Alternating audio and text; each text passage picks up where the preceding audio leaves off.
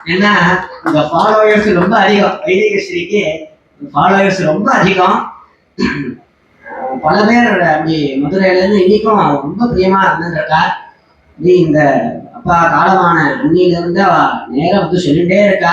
எனக்கு ஒரு குற்ற உணர்ச்சி இருந்துட்டே இருந்தது, வர முடியலையேன்னு. அது ஒரு சில நிர்பந்த காரணத்தான வர முடியாமையே இருந்தது. இந்த வருஷம் சுவாமி அதை முன்னாடி முடிச்சுட்ட அப்படிங்கிறதுனால எப்படியாவது வந்துட்டு போயிடணும் அப்படின்னு எனக்கும் ஒரு பெரிய பாக்கியமாக நான் கருதுறேன்.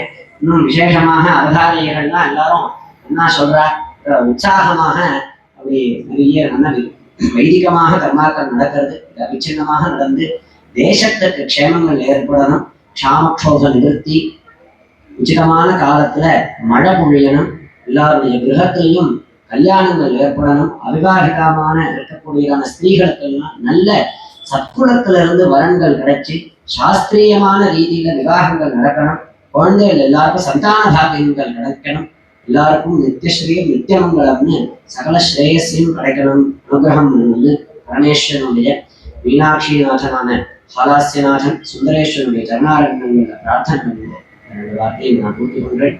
ஹர நம பார்வதி பதயே. ஹர மகாதேவா.